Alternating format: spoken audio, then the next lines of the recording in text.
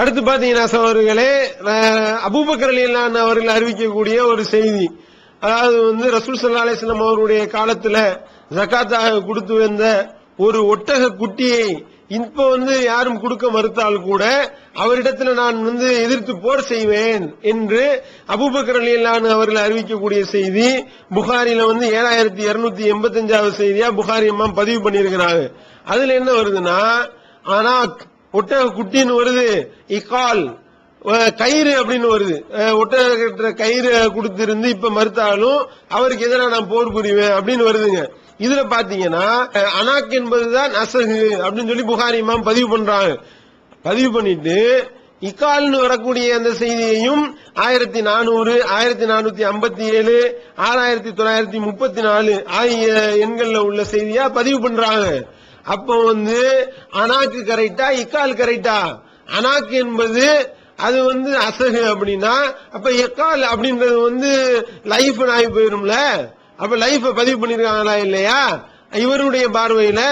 ஆனால் நம்ம என்ன சொல்றோம், இது அசகு அது சஹீஹ் அப்படின்னு நாம இதை தெளிவுபடுத்துறோம். அது போன்ற சகோதரர்களே, புகாரி இமாம் ஒரு செய்தியை 2839வது செய்தியா ஒரு செய்தியை பதிவு பண்றாங்க.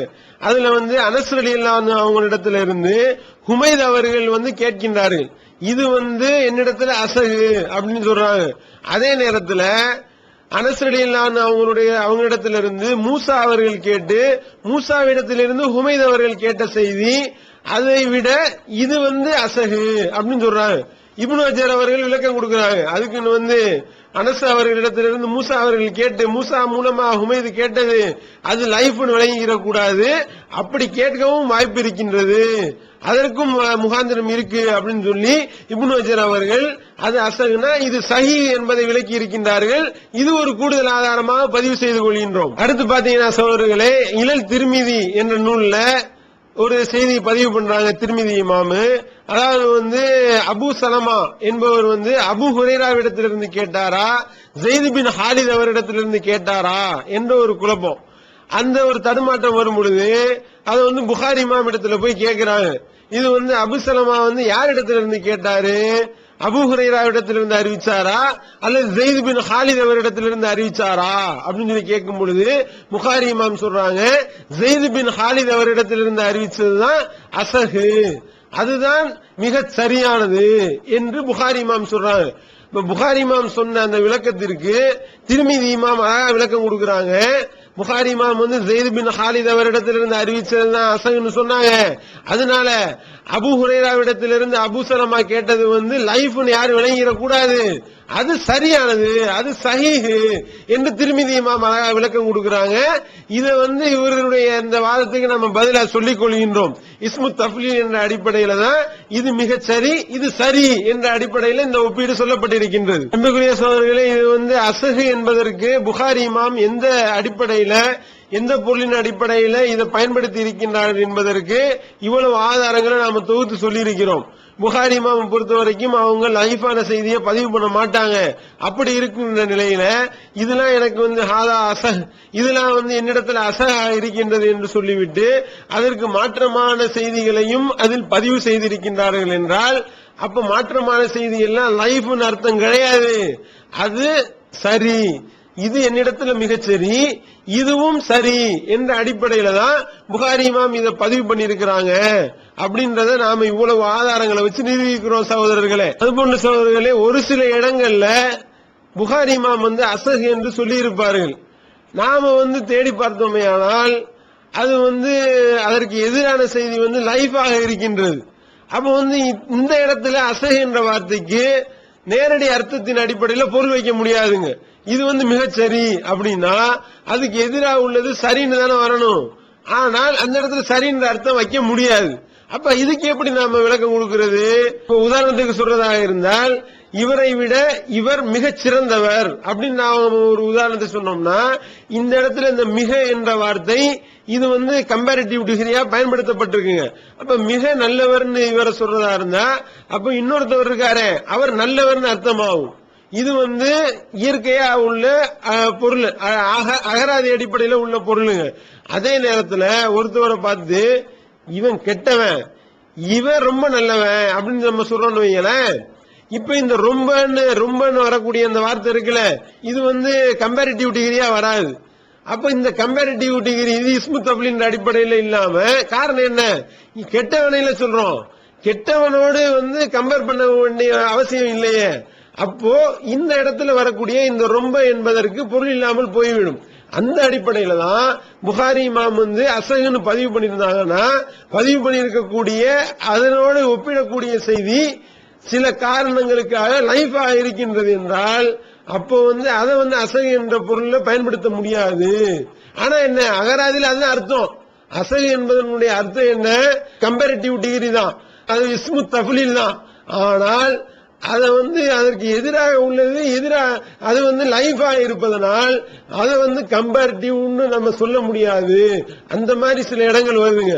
அதைதான் இவர் எடுத்து வைத்துக் கொண்டு என்ன சொல்றாருன்னா, பாத்தீங்களா இங்க இருக்கா இல்லையா, இங்க அப்படித்தானே இருக்கின்றது, இதுல லைஃப்னு வந்து விட்டதே, அந்த அடிப்படையில் தான் நான் சொன்னேன்னு சொல்லி, அதாவது வந்து மனமுரண்டாக சொல்லிக் கொண்டிருக்கிறத பாக்கிறோம். உதாரணத்துக்கு உங்களுக்கு சொல்றதா இருந்தா, புகாரில 7656வது செய்தியா இப்னு அப்பாஸ் ரலியல்லாஹு அவர்கள் கூறுற செய்தி ஒன்று பதிவு செய்யப்பட்டிருக்கின்றது.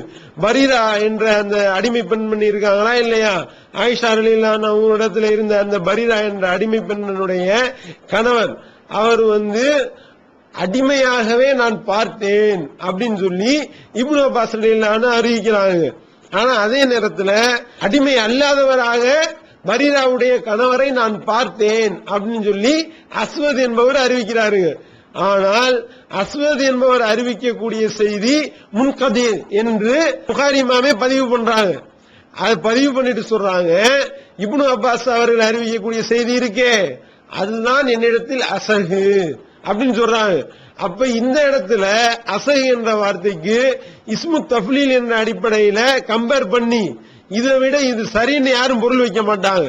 காரணம் என்ன, இத முன்கதையா ஆகி போச்சே, இது தொடர்பு அருந்ததாக இருக்கின்றதே, தொடர்பு அருந்ததுன்னு சொல்லி தெல்ல தெளிவாக சொல்லிவிட்ட பிறகு அதை போய் சரின்னு யாரும் பிடிச்சிட்டு தொங்கிட்டு இருக்க மாட்டாங்க. அப்ப இது வந்து கம்பேரிட்டிவ் டிகிரி என்ற அடிப்படையில இஸ்மு தஃலீல் என்ற அடிப்படையில புகாரி இமாம் சொல்லல என்பது இந்த அஸ்வதுடைய அறிவிப்பை முன்கதைன்னு சொன்னாங்களா இல்லையா, அதுல இருந்து நம்ம விளங்கிக்கலாம். இதுக்கு வியாக்கியானம் தேவையில்லை.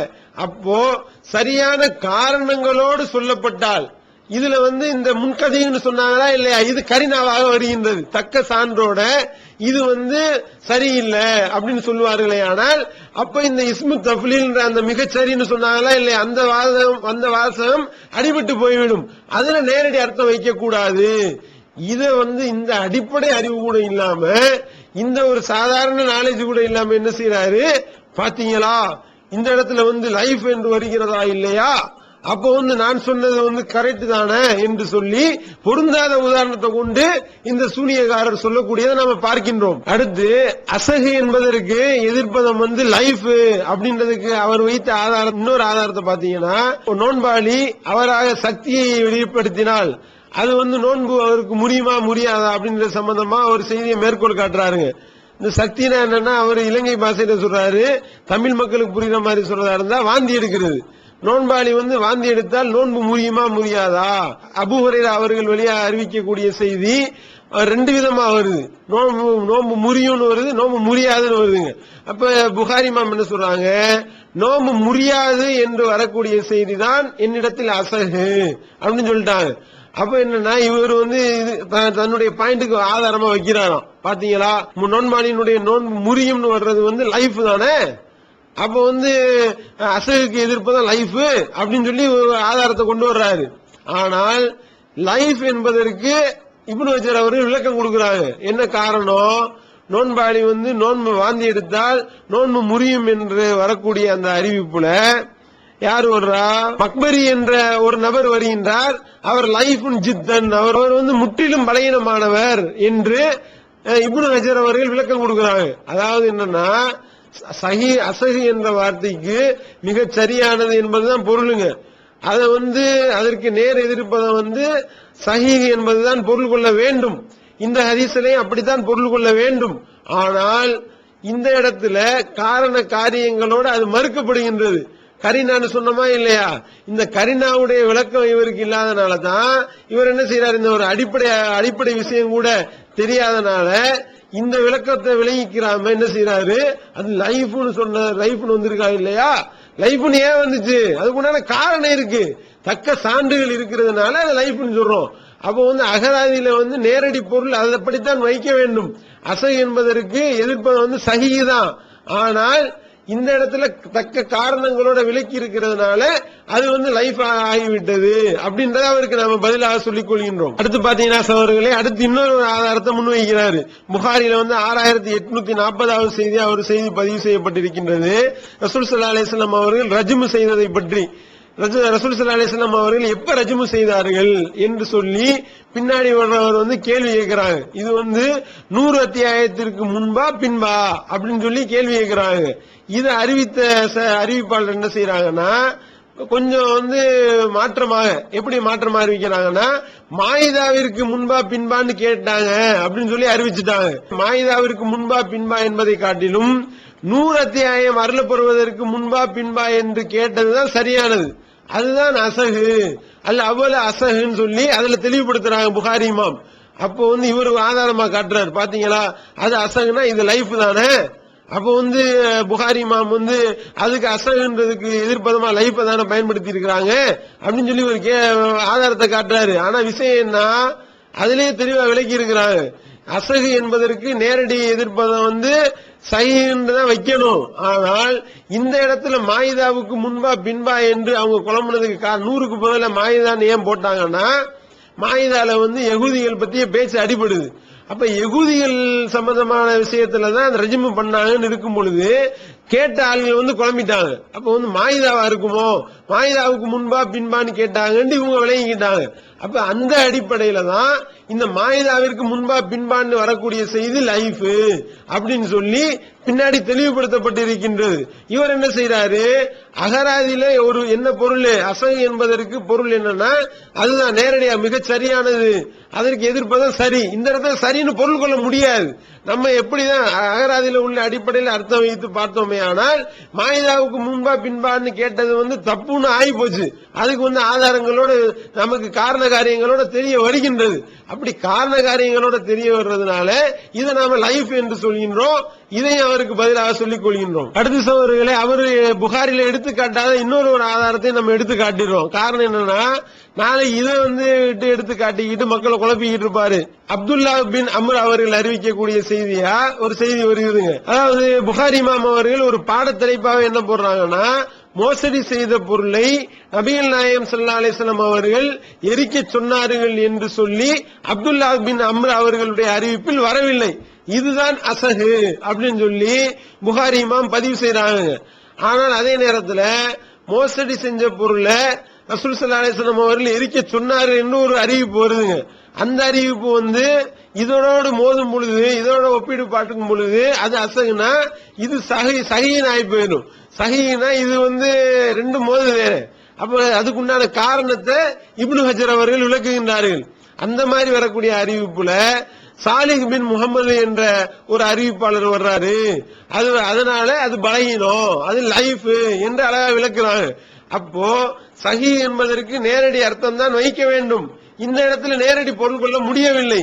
அதற்குண்டான காரண காரியங்களோட கரினான்ற அந்த காரணங்களோட இடம்பெறதுனால, தக்க காரணங்களோட விளக்கி இருக்கிறதுனால இது லைஃப் அப்படின்றத இதன் மூலமா நம்ம விளங்கிக் கொள்ளலாம். அடுத்து பாத்தீங்கன்னா சகோதரர்களே, ரசூல் ஸல்லல்லாஹு அலைஹி வஸல்லம் அவருடைய சொல்லே அசகு என்று புகாரி இமாம் ஒரு தலைப்புல சொல்லி காட்டுறாங்க. அதாவது தொழுகை நமக்கு தவறிவிட்டது அப்படின்னு நம்ம சொல்லக்கூடாது அப்படின்னு சொல்லி இப்னு சீரின் அவர்கள் ஒரு கருத்தை பதிவு பண்றாங்க. அதாவது காரணம் என்னன்னா, தொழுகையை நம்ம தான் தவற விடுறோம், ஆனா தொழுகையை தவறி விட்டது நம்ம எப்படி சொல்லலாம், இது சரியில்லை என்று சொல்லி இப்னு சீரின் அவர்கள் ஒரு கருத்தை பதிவு பண்றாங்க. ஆனால் நபிகள் நாயகம் ஸல்லல்லாஹு அலைஹி வஸல்லம் அவர்களே சொல்லி இருக்கிறாங்க, தொழுகை நமக்கு தவறிவிட்டது என்று சொல்லி ரசூல் ஸல்லல்லாஹு அலைஹி வஸல்லம் அவர்கள் சொன்னார்கள் என்ற செய்தியை புகாரி இமாம் பதிவு பண்ணிட்டு புகாரி இமாம் சொல்றாங்க, இந்த ரசூல் ஸல்லல்லாஹு அலைஹி வஸல்லம் அவர்கள் சொன்ன இந்த சொல்லுதான் அசகு அப்படின்னு சொல்றாங்க. இது இப்னு இஸ்மு தஃலீல் என்ற அடிப்படையில இதுக்கு இப்படி பொருள் வைக்க முடியுமா? ரசூல் ஸல்லல்லாஹு அலைஹி வஸல்லம் அவருடைய சொன்ன சொல்லு மிகச் சரி, இப்னு சீரினுடைய சொல்லு சரி அப்படின்னு சொல்ல முடியுமா? ரசூல் ஸல்லல்லாஹு அலைஹி வஸல்லம் அவருடைய சொல்லுக்கு எதிராக உள்ள சொல்லு எல்லாமே தவறு அப்படின்னும் பொழுது இந்த இடத்துல இஸ்மு தஃலீல்னு பொருள் வைக்க முடியாது. இதுல நேரடி அர்த்தம் வைத்தால் அது வந்து இடையூறாக இருக்கின்றது. அப்ப அந்த சொல்லே சொல்லுது ரசூல் ஸல்லல்லாஹு அலைஹி வஸல்லம் அவர்களுடைய சொல்ல அசகு என்றால் அதற்கு எதிராக உள்ளது வந்து சரின்னு சொல்ல முடியாது. அந்த அடிப்படையில இப்னு சீரின் அவர்களுடைய சொல்லு தப்பு அப்படின்னு நம்ம விளங்கிக் கொள்றோம். அப்ப வந்து நம்ம முதல்ல என்ன நாடுறோம், அகராதியில உள்ள பொருள் கொடுக்கணும்னு நாடுவோம். அந்த அடிப்படையில தான் நம்ம வந்து பொருள் கொடுக்க முற்பட வேண்டும். அப்படி முற்படும் பொழுது வேற வெளியே இருக்கக்கூடிய காரியங்கள், சில காரணங்கள் உள்ளே இருக்கும், சில காரணங்கள் வெளியே இருக்கும். வெளியே இருக்கக்கூடிய காரணங்களோ உள்ள அதிலே இருக்கக்கூடிய காரணங்களோ அதுக்கு வந்து இடையூறாக பொருள் கொள்ள முடியாத அளவுக்கு இருக்குமே. ஆனால் அப்ப நம்ம வந்து அசல் சொல்ல இருந்து வேற ஒரு சொல்லு வேற ஒரு அர்த்தத்துக்கு நம்ம மாறுறோம். அந்த அடிப்படையில தான் இந்த இடத்துல இப்னு சீரின் அவர்களுடைய சொல்லு தவறு. அசகுன்னு புகாரி இமாம் வந்து ரசூல் ஸல்லல்லாஹு அலைஹி வஸல்லம் அவர்களுடைய சொல்லு அசகுன்னு பதிவு பண்ணியிருந்தாலும் அதுக்கு எதிராக உள்ள சொல்லு சஹீஹ் நம்ம எடுத்துக்கொள்ள முடியாது அப்படின்னு சொல்றோம். அந்த ஒரு செய்தியை விளங்கிக்கிறாம தான் இவர் வந்து இந்த மாதிரியான விஷயங்களை எல்லாம் எடுத்துக்கொண்டு இது அசகு, அதுக்கு எதிராக பாத்தீங்களா இது லைஃப், இதை நீங்க சஹீஹ்னு சொல்லுவீங்களா என்று சொல்லி விளங்காமல் கேட்டுக்கொண்டிருக்கிறார். அன்பிற்குரிய சகோதரர்களே, புகாரி நூல்ல அசகு என்ற வார்த்தை எங்கெங்க பதிவு செய்யப்பட்டிருக்கின்றதோ அது அனைத்தையும் உங்கள் முன்னிலையில பட்டியல் போட்டு விட்டோம். நாம் விட்ட பட்டியல்ல புகாரி இமாம் அவர்கள் அசகு என்ற வார்த்தையை சஹீஹ் என்பதற்கு அசகு என்பதனுடைய எதிர்ப்பதம் சஹீஹ் தான், மிகச்சரி, இது சரி என்ற அடிப்படையில தான் பெருவாரியா பயன்படுத்தி இருக்கின்றார்கள் என்பதை ஆதாரப்பூர்வமாக நிரூபித்து விட்டோம். அதே நேரத்தில் சில இடங்கள்ல அசகு என்பதற்கு எதிராக லைஃப் என்று வருகின்றது என்றால் அதற்கு தக்க காரணங்களை காட்டித்தான் அதை வந்து லைஃப் ஆக்க வேண்டும் என்பதை வந்து நாம அதற்கும் ஆதாரங்களை நிரூபித்து விட்டோம். ஆனால் இவர் என்ன செஞ்சாரு, இந்த சூனியக்காரன் என்ன பண்ணாரு, இந்த விளக்கத்தை சொன்னாரா? இந்த விளக்கத்தை சொல்லாமல் இது வந்து புகாரி இமாம் அவர்கள் இந்த குத்தைலாவுடைய செய்தியை லைஃப் என்று சொல்லிவிட்டார்கள் என்று அடிச்சு சொன்னாரு. இப்ப நாம இப்படி சொன்னதுக்கு அப்புறம் தான் இப்ப பல்டி அடித்து இந்த அர்த்தமும் இருக்கு என்று சொல்கின்றார். இப்ப இவர் வந்து இதை லைஃப் என்று சொல்வதாக இருந்தால் தக்க காரணங்களோட நிறுவி இருக்கணும், தக்க காரணங்களை காட்டி இருக்கணும். ஆனால் இந்த குத்தைலாவுடைய செய்தியில் இந்த மாதிரி காரணம் காட்ட முடியுமா? அது லைஃப் என்று சொல்ல முடியுமா? அப்ப இத்தனை ஆதாரங்கள் மூலமாக இது வந்து இந்த ஹதீஸ் குத்தைலாவுடைய செய்தி சஹீஹான செய்தி தான் என்பதை நாம விளக்கி இருக்கிறோம், நிரூபித்து விட்டோம். ஆனால் அதே நேரத்தில் புகாரி இமாம் வந்து குதைபா அவர்களுடைய செய்தியாக இருக்கக்கூடியது அசகு என்று சொன்னதை வச்சு இந்த குத்தைலாவுடைய செய்தி லைஃப்னு இவர் சொன்னாரே, இதுக்கு ஆதாரத்தை அவர் காட்ட வேண்டும். நம்ம என்ன காட்டணும், அடுக்கடுக்கான ஆதாரத்தை காட்டி இருக்கிறோம். அடுக்கடுக்கு விளக்கம் கேட்டாலும் இங்க பாரு, அடுக்கு மேல அடுக்கு விளக்கம் கொடுத்திருக்கிறோம். அதாவது வந்து புகாரி இமாம் அவர்கள் அசகு என்பதற்கு அதில் எதிர்ப்பதமா உள்ளது லைஃப்னு அவர் சொன்னாரே. லைஃப்னா என்ன காரணத்தினால லைஃப், அதற்குண்டான அகராதியிலிருந்து வேறு ஒரு அர்த்தம் கொடுக்கிறதாக இருந்தால் அதுக்கு வந்து தக்க காரணங்கள் இருக்க வேண்டும், கரினா இருக்க வேண்டும் என்ற அடிப்படையில உள்ள தக்க சான்றுகளை நாம எடுத்து வைத்திருக்கிறோம். ஒரு செய்தியை லைஃப்னு சொன்னார்களா, அது ரசூல் ஸல்லல்லாஹு அலைஹி வஸல்லம் அவருடைய சொல்லுக்கு எதிராக இருக்கின்றது, அதனால அது லைஃப். அதே மாதிரி சில அறிவிப்பாளர்கள், பலகீனமான அறிவிப்பாளர்கள் வருகின்றார்கள், அதனால அது லைஃப் அப்படின்றத வந்து நாம காரண காரியத்தோட விளக்கி இருக்கிறோம். அதோடு மட்டும் இல்லாமல் அதற்கு எதிரான சான்றுகள் இருக்கிறதுனால அது லைஃப் என்று இப்படி வந்து நாம வந்து தக்க காரணங்களை சொல்லி விளக்கி இருக்கிறோம். அந்த மாதிரி எடுத்து காட்டணும். இவரு எப்படி காட்டணும், குத்தைலாவுடைய செய்திய இன்னென்ன நாள் இன்னென்ன காரணத்துக்காக லைஃப்னு சொல்லி இருக்கிறாங்க, இன்னென்ன நூலாசிரியர், இந்த ஹதீஸ பதிவு பண்ண நூலாசிரியர் இதை லைஃப்னு சொல்லி இருக்கிறாரு, அல்லது இப்னு ஹஜர் அவர்கள் இதை லைஃப்னு குறிப்பிட்டிருக்கிறாங்க, அல்லது புகாரி இமாமே இதை வந்து லைஃப்னு இன்னொரு இடத்துல சொல்லி இருக்கிறாங்க, இப்படி காட்டணும். இப்படி காட்டாமல் இது வந்து புகாரி இமாம் அவர்கள் அசஹி என்று சொன்ன வார்த்தையில இருந்து இவர் இதை லைஃப் என்று சொல்கின்றார் என்றால் இவருடைய ஆய்வு திறமையை மக்கள் எடை போட்டுக் கொள்ளுங்க. இப்ப நாம நிரூபித்து விட்டோம். இந்த குத்தைலாவுடைய செய்தி மூலமாக நம்ம வைத்த வாதம் என்பது நிரூபணமாகிவிட்டது. அதுல இவர் வந்து அடிப்படை அறிவு இல்லாமல், ஹதீஸ் உசூல் குறித்த ஒரு நாலேஜ் இல்லாமல் இவர் உளறி இருக்கின்றார் என்பதும் நிரூபணமாகிவிட்டது. அடுத்து பாத்தீங்கன்னா சகோதரர்களே, கூடுதலா இன்னொரு ஒரு தகவலை பதிவு பண்ணதாக இருந்தால், அல்பானி அவர்கள் அவங்க வந்து பல நூல்களுக்கு அது வந்து சரியான செய்தியா என்னன்றத வந்து விளக்கம் எழுதுறாங்க. அப்படி விளக்கம் எழுதும் பொழுது அபுதாவுது நூலுக்கு விளக்கம் எழுதக்கூடிய நேரத்தில் ஒரு செய்தியை குறிப்பிடுகின்றார்கள். அதாவது ரசூல் ஸல்லல்லாஹு அலைஹி வஸல்லம் அவர்கள் தங்களுடைய பேர குழந்தைகளுக்கு ஈகாவாக எத்தனை ஆடு கொடுத்தாங்க, ஒரு ஆடு கொடுத்தாங்கன்னு சொல்லி அபுதாவுதுல ஒரு அறிவிப்பு வருதுங்க. இந்த அறிவிப்பு அது சஹீஹ். அதே நேரத்தில் 2 ஆடு கொடுத்தார்கள் என்று நசாயில ஒரு அறிவிப்பு வருது, அதுதான் அசகு அப்படின்னு சொல்லி அல்பானி அவர்கள் எழுதக்கூடிய செய்தியை நாம பார்க்கிறோம். அப்போ இதுல அசகு என்பது 2 ஆடு, அதே நேரத்தில் ஒரு ஆடுன்றது அப்ப லைஃபா, ஒரு ஆடு என்பது சஹீஹ். அப்போ ஒரே ஆளு அல்பானி அவர்கள் எப்படி எழுதுறாங்க, ஒரு 2 இது எக்கச்சக்கமான விஷயங்களை இதே மாதிரி எழுதியிருக்கிறாங்க. உதாரணத்துக்கு ஒண்ணு காட்டுறோம் உங்களுக்கு. இது சஹீஹ்னா என்ன அசகுனா என்னன்னு சொல்லிட்டு இவருக்கு எல்கேஜி பாடம் நடத்த வேண்டியது இருக்கா இல்லையா?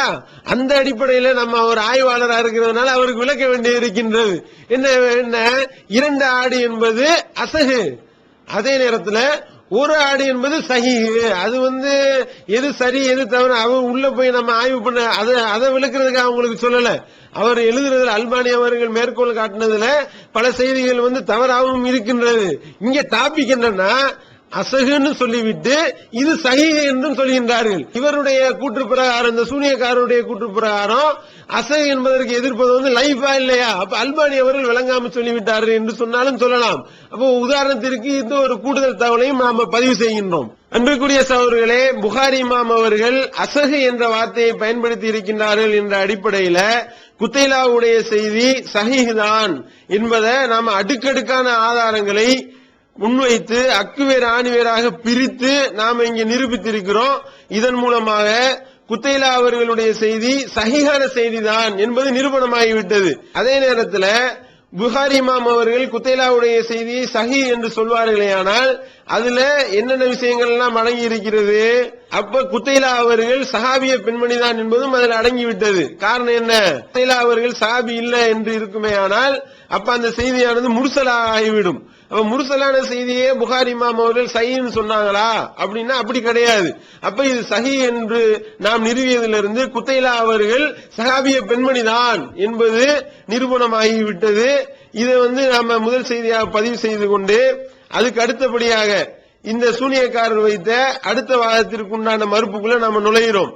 இது நாம வருஷப்படி நம்ம சொல்லல, எந்த வாதம் முக்கியமானதாக இருக்கின்றதோ அப்படி முக்கியமான வாதங்களின் அடிப்படையில் நாம பதில் சொல்கின்றோம்.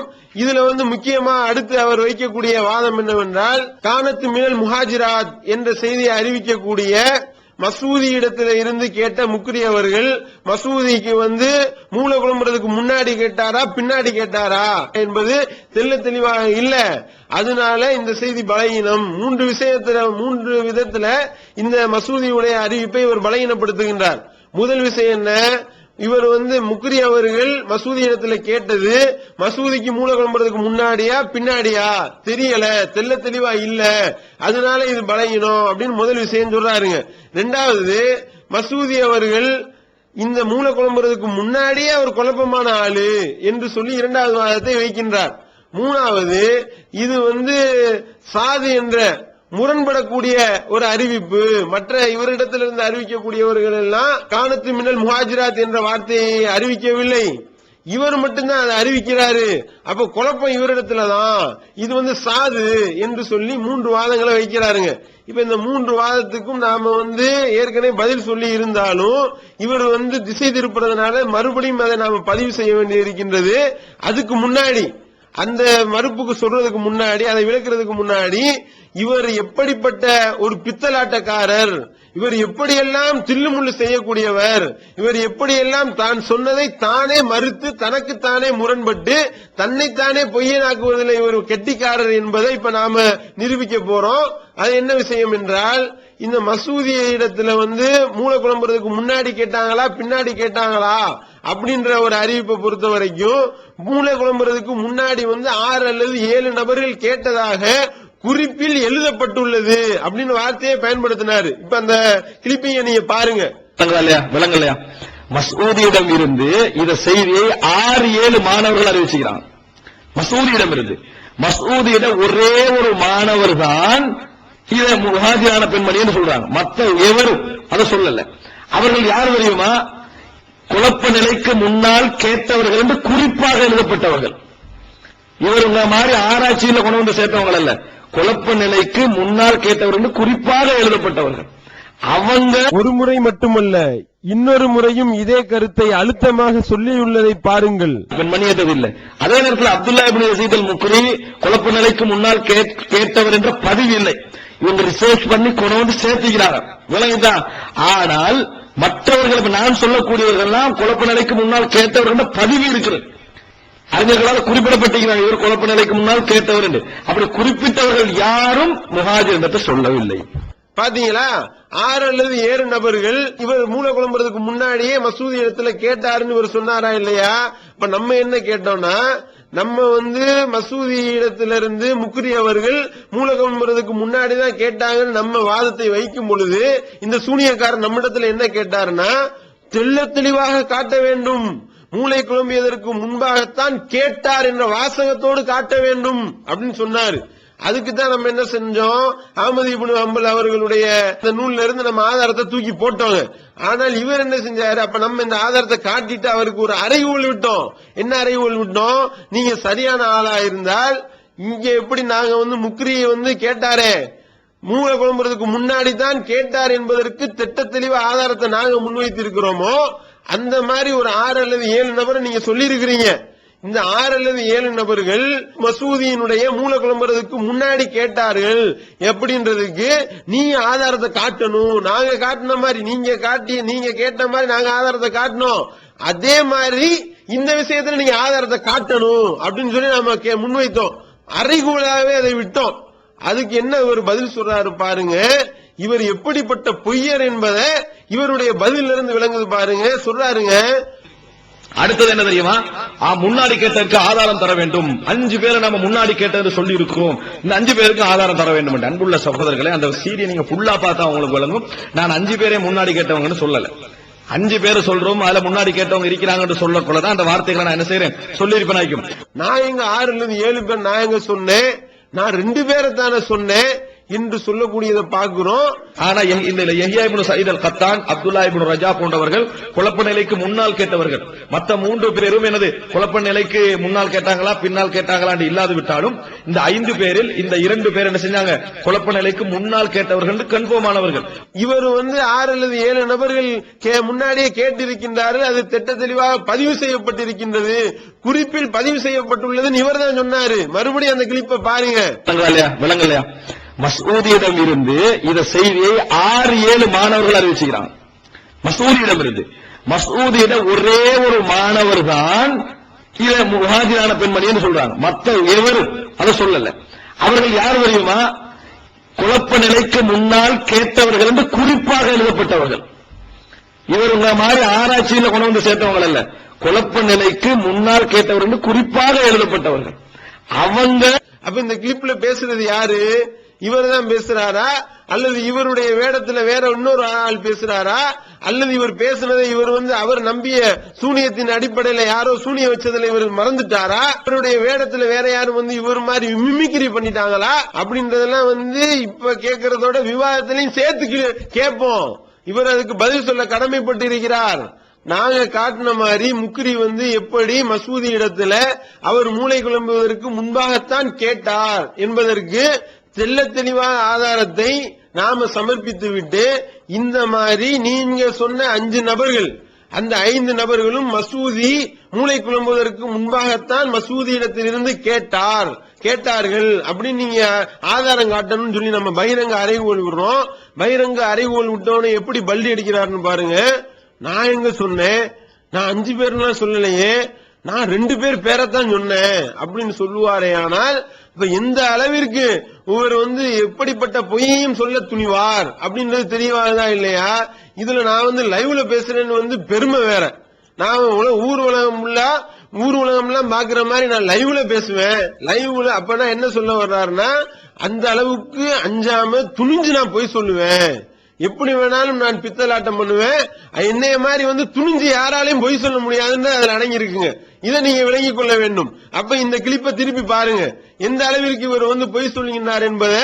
இந்த ஒரு விஷயத்திலேயே தான் சொன்ன ஒரு விஷயத்தை தானே மறுத்து தனக்குத்தானே முரண்பட்டு, நான் அப்படி சொல்லவில்லை, சொன்னது ரெக்கார்ட் ஆயிருக்கு, ரெக்கார்ட் ஆகி இருக்கிற நிலையில ஊர் உலகமே பார்த்து இருக்கக்கூடிய நிலையில ஊர்ல உள்ள எல்லாரும் இதை டவுன்லோட் பண்ணி வச்சிருப்பாங்களே, இப்ப நம்ம மருத்துவம்னா போட்டு பார்ப்பாங்களே, போட்டு பார்த்தா நமக்கு கேவலம் ஆகுமே, நாம பொய்யன் என்பது நிரூபணமாகுமே அப்படின்ற எந்த ஒரு கூச்ச உணர்வும் இல்லாம இந்த அளவுக்கு தெள்ள தெளிவா போட்டு பொய்யை உடைக்கின்றார், பொய் சொல்கின்றார் என்றால் அப்ப இவருடைய தகுதி என்ன, தராதரம் என்ன, மக்கள் விளங்கிக் கொள்ளலாமா இல்லையா?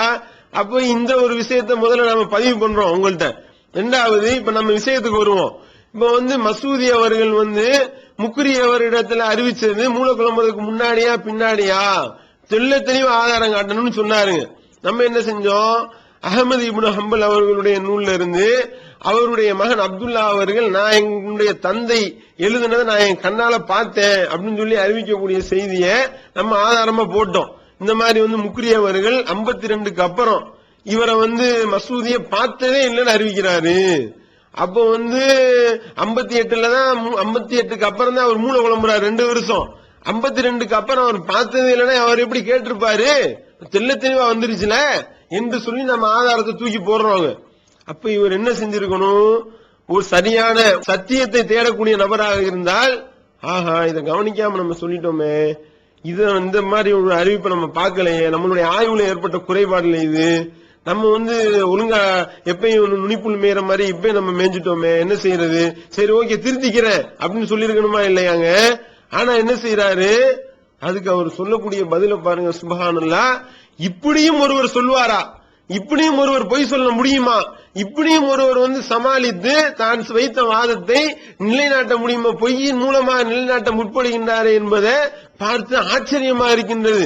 தான் வைத்த வாதத்தை நியாயப்படுத்துவதற்காக எப்படிப்பட்ட ஒரு கேவலமான நிலைக்கும் இறங்குவாரு அப்படின்னு அதுல இருந்து நமக்கு தெரிய சகோதரர்கள் என்ன சொல்றாருன்னா, இந்த மாதிரி இப்படி ஒரு நூல் இருக்குல்ல, இந்த அஹ்மது இப்னு ஹம்பல் அவர்களுடைய நூலு அது ஒரே ஒரு பிரதி தான் இருக்கு, அதுக்கு இன்னொரு ஒரு கூடுதல் பிரதி இல்ல, இந்த செய்தி தப்பான செய்தி. என்ன காரணம் என்னவா, இதை அவர் ஏத்துக்கிற மாட்டாராம். ஏத்துக்காததுக்கு காரணம் என்னவா, அஹ்மது இப்னு ஹம்பலுடைய நூல் ஒரு பிரதி தான் இருக்கான். நம்மள்ட்ட என்ன கேட்கிறாருன்னா, நீங்க என்ன இன்னொரு ஒரு பிரதியை கொண்டு வாங்க, அந்த பிரதிலையும் இப்படி எழுதியிருந்தா அப்ப நம்ம ஏத்துக்குருவோம். எப்படிப்பட்ட ஒரு அயோக்கியராக இருந்தால் இவர் இந்த வாதத்தை முன்வைப்பாரு, பயன்படுத்திக்கிறான்னு பாப்பாங்க. ஒருத்தர் ஒரு வசனத்தை உள்ளுக்கு நுழைச்சிக்கலாம், அதெல்லாம் உறுதிப்படுத்த என்ன செய்வார்கள், பார்ப்பார்கள், பார்த்தா இதை கன்ஃபார்ம் ஆக்குவார்கள். ஆனா நீங்க இந்த கையெழுத்து பிரதி எடுத்தீங்கன்னு சொன்னால், இந்த அப்துல்லா இப்னு அதாவது அஹ்மது இப்னு ஹம்பலுடைய இந்த நூலுக்கு ஒரு கையெழுத்து பிரதி தான் கிடைக்குது, வேற எந்த கையெழுத்து பிரதியுமே என்ன செய்யல இல்ல. ஒரே ஒரு கையெழுத்து பிரதி தான் கையில கிடைச்சிக்கு, வேற எந்த கையெழுத்து பிரதியும் இல்ல. இன்னொன்னு சொல்ல போனால் இன்னொருவருடைய அதாவது ஒரு கையெழுத்து பிரதி 12ஆம் பாகம் மட்டும் கிடைச்சிருக்கு, ஒரு 12ஆம் பாகம் இன்னொருவருடைய கையெழுத்து பிரதி வந்திருக்கு 12ஆம் பாகம் மட்டும். மற்றபடியான எந்த விதமான கையெழுத்து பிரதிகளும் என்ன செய்யல, கிடைக்கவே இல்லை. ஒரே ஒரு கையெழுத்து பிரதி தான் கிடைக்குது. அப்ப ஊர் உலகத்துல இதுவரைக்கும் ஏற்றுக்கொண்டிருக்கக்கூடிய ஹதீஸ் நூல்கள், அந்த கிதாபுகள், அது எல்லாத்தையும் நம்ம ஆய்வு பண்ணுவோமா? எல்லாத்திலையும் ஒரு பிரதிக்கு மேற்பட்ட பிரதி இருந்தா தான் நான் அதை ஏற்றுக்கொள்வேன். ஒரு பிரதி மட்டும் இருக்கக்கூடிய ஒரு நூலாக இருக்குமே ஆனால் அதை நான் ஏற்றுக்கொள்ள மாட்டேன். மூலப்பிரதி என்பது ஒன்றுக்கும் மேற்பட்ட மூலப்பிரதிகள் இருந்தால்தான் நான் அதை ஏற்றுக்கொள்வேன் இவர் சொல்வாரே. ஆனால் அப்ப நாம இவருக்கு பகிரங்க அறைகோல் விடுகின்றோம். அப்பனா வாங்க, நீங்க ஏற்றுக்கொண்ட எத்தனை நூல்களை சாமிலால இருந்து எடுத்து போடுவோம், விவாதத்துல எல்லாத்தையும் கேட்கத்தான் போறோம். விவாதத்துல அக்கு ராணி வேற ஒவ்வொன்னையும் ஒவ்வொரு நூலு பேரை சொல்லி இந்த நூலுக்கு எத்தனை மூலப்பிரதி இருக்கு காட்டுங்க, கேட்போம், பதில் சொல்லணும், பதில் சொல்லி ஆகணும். இதே மாதிரி ஒரு சாமிலால எத்தனை கிதாபுகள் இருக்கு, அத்தனை கிதாபுகளுக்கும் மூலப்பிரதி எத்தனை மூலப்பிரதி இருக்கு எல்லாத்தையும் எடுத்து காட்டணும் இவரு. அந்த ஒரு அறைகூலை இப்ப நம்ம விட்டு வைக்கிறோம். அப்ப பாருங்க சகோதரர்களே, இத்தனை ஆண்டு காலமாக இதுதான் அஹ்மது பின் ஹம்பல் அவர்களுடைய கிதாபு என்பது உறுதிப்படுத்தப்பட்டு, இதுதான் அவர் எழுதின மூலப்பிரதி என்பது உறுதிப்படுத்தப்பட்டு, இத்தனை 1200 ஆண்டுகளுக்கு மேலாக வழி வழியாக அதை தொடர்ச்சியாக இதுதான் அவருடைய புத்தகம், அவருடைய நூல் மூலப்பிரதி என்பதை ஒப்புக்கொண்ட நிலையில இலல் அல் மாரிபத் அர்-ரிஜால் என்ற அந்த நூல்ல இருந்துதான் நாம இந்த ஆதாரத்தை காட்டுறோங்க. முக்ரி அவர்கள் மசூதி இடத்துல மூல குழம்புறதுக்கு முன்னாடியே தான் அறிவித்தார் என்பதற்குண்டான ஆதாரமா நாம அந்த நூல்ல இருந்து தான் காட்டுறோம், இலல் நூல்ல இருந்து தான் காட்டுறோம். இவர் என்ன செய்யறாருன்னா, நம்மளுடைய இந்த வாதத்தை மறுக்கிறதுக்காக உட்கார்ந்து ஐடியா பண்ணி, என்னடா இது இப்படி ஆதாரத்தை காட்டிட்டாங்களே என்ன செய்யறது அப்படின்னு ஐடியா பண்ணி அப்ப வந்து இந்த நூலே இல்லைன்னு யோசிச்சு விட்டுருவோம் அப்படின்னு சொல்லி இந்த நூலினுடைய மூலப்பிரதி ஒண்ணுதான் இருக்கு, இன்னொரு ஒரு மூலப்பிரதி கொண்டு வந்தா தான் ரெண்டு மூலப்பிரதியையும் நான் ஒப்பிட்டு பார்ப்பேன். அப்படி ஒப்பிட்டு பார்த்து நீங்க கொண்டு வர்ற இன்னொரு ஒரு மூலப்பிரதியில அதுல வந்து முக்ரியுடைய செய்தி இந்த மாதிரி வந்து மசூதி அவர்களுக்கு மூல கிளம்புறதுக்கு முன்னாடியே முக்ரி அறிவிச்சிருக்காரு, முன்னாடியே கேட்டாரு அப்படின்றது இருந்துச்சு. ஆனால் அப்பதான் நான் ஏத்துக்குருவேன்னு இவர் சொல்வாரே. ஆனால் இவர் வந்து இப்ப எந்த அளவிற்கு ஒரு மோசடியை செய்ய முன்னுரிகிறார்னு பாருங்க. அப்பனா வந்து உலகத்துல வந்து இழல் என்ற நூலே இல்லைன்னு இவர் டிக்ளேர் பண்ணணும். இவர் வைக்கக்கூடிய வாதத்தின் பிரகாரம் முக்ரியினுடைய சம்பவத்துக்கு மட்டுமா அது பொருந்தும், ஒட்டு மொத்தமா அந்த நூல் சம்பந்தமா உள்ள அனைத்து நூல்ல இருந்து எந்த ஒரு மேற்கோள் காட்டினாலும் அதுக்கு இந்த வாதம் பொருந்துமா இல்லையா? அப்போ வந்து உலகத்துல அல் இழல் என்ற ஒரு நூலே கிடையாது இவருடைய வாத பிரகாரம். அப்ப என்ன, முதல்ல வந்து குத்தைலாவுடைய செய்தியை சொல்லி அவங்க வந்து சஹாபி இல்ல அப்படின்னு சொல்லி சஹாபியை பெண்மணிய சஹாபி இல்லன்றாரு. அன்பிற்கினிய சகோதரர்களே, குத்தைலா நபித்தோழியர் இல்லை என்று இவர் மனமுரண்டாகத்தான் மறுக்கின்றார். இவரே ஒரு இடத்தில் குத்தைலா அவர்களை நபித்தோழி என்று சொல்லும் காட்சியை இப்போது காணுங்கள். செய்தியை பத்தி நாங்க பார்க்க போறோம். அப்துல்லா இப்னு யசார் வழியாக இந்த செய்தி யார் எந்த நபித்தோழர் அறிவிக்கிறதா பதிவு செய்யப்படுதுன்னா குத்தைலா பின்து சைஃபி என்று சொல்லுகின்ற ஒரு நபித்தோழி அறிவிப்பதாக பதிவு செய்யப்படுகிறது. குத்தைலா பின்து சைஃபி என்று சொல்லக்கூடிய ஒரு நபித்தோழி அறிவிப்பதாக இந்த செய்தி பதிவு செய்யப்படுகிறது. அடுத்து என்ன செஞ்சாரு, மசூதி அவர்கள் வந்து சரியான ஒரு ஆளு, மூல உளமுன ஆளு அப்படின்னு சொல்லி மூல உளம்புறதுக்கு முன்னாடியா பின்னாடியான்னு சொல்லி அதை பலகீனப்படுத்தினாரு, அந்த ஹதீஸ பலகீனமாக்குனாரு. இப்ப என்ன, இழல் என்ற ஒரு நூலே இல்லை என்ற நிலைமைக்கு கொண்டு போயிட்டாரு. அப்ப இவருடைய வாதம் வந்து எப்படி இருக்கின்றது என்றால், தான் வைத்த அந்த தவறான வாதத்தை நிலைநாட்டுவதற்காக எத்தகைய பொய்யையும் சொல்ல துணிவார் அப்படின்றது இதன் மூலமாக உறுதியாகிவிட்டது சகோதரர்களே. இவ்வளவு பித்தலாட்ட வேலைகளையும் செய்து இவ்வளவு பொய்களையும் புரட்டுகளையும் பண்ணி தான் சொன்னதுக்கு தானே முரண்பட்டு மக்களை வந்து இப்படி மழையராக்குறதுல இவர் கைதேர்ந்த சூனியக்காரர் என்பதை நாமும் ஒப்புக்கொள்கின்றோம். அடுத்து பாத்தீங்கன்னா சகோதரர்களே, அந்த இழல் என்ற அந்த நூலை மறுக்கிறதற்கு இவர் வந்து ஆய்வு செஞ்சு கண்டுபிடிச்ச அடுத்த ஐடியா என்னன்னா, அந்த இழல் என்ற நூல்ல 7 பாகம் வரைக்கும் ஒரு விதமான கையெழுத்து இருக்கான். இவங்க ஆய்வு பண்ணி பார்த்தாகலாம், அந்த மூல பிரதியெல்லாம் போய் தேடினாகலாம். அதுல வந்து 8வது பிரதியில மட்டும் கையெழுத்து வேற மாதிரி இருந்துச்சான். உடனே உங்களுக்கு டவுட் வந்துருச்சான், ஆஹா என்னடா இது 7 பிரதி வரைக்கும் ஒரு கையெழுத்தா இருக்கு, 8வது பிரதியில மட்டும் மாறி இருக்குன்னா அப்ப இதுல ஏதோ வந்து சம்திங் ராங்கு, ஏதோ பிரச்சனை இருக்கு அப்படின்னு சொல்லி ஆய்வு பண்ணாங்களாம். ஆய்வு பண்ண உடனே அது என்ன சொல்ல வர்றாருன்னு பாருங்க. அந்த வந்து பின்னாடி வந்து தஹ்கீக் பண்ணவருடைய சொல்ல வந்து இவர் வாசிச்சா இது வந்து யார் எழுதுனான்னு தெரியல, இது வந்து வேற ஒரு ஆள் எழுதியிருப்பாரு, திறமை இல்லாத ஒரு ஆள் எழுதியிருப்பாரு, இப்படி திறமை இல்லாத ஒரு ஆள் எழுதியிருப்பாரு என்று இவர் யூகிக்கிறாங்களாம். இவங்க யூகிச்சு அப்படி எழுதினவர் வந்து அவர் வந்து அபு அப்துல் ரஹ்மான் முக்ரின்றதுக்கு வேற ஒரு ஆள் பேர் எழுதுறதுக்கு போல அபு அப்துல் ரஹ்மான் முக்ரின்னு போட்டு விட்டாரு அப்படின்னு சொல்லி அவங்க யூகிக்கிறாங்க. பாத்தீங்களா? அப்ப இதை தஹ்கீக் பண்றவர் என்ன செய்யறாருன்னா அது சம்பந்தமா ஸ்டடி பண்றாரு.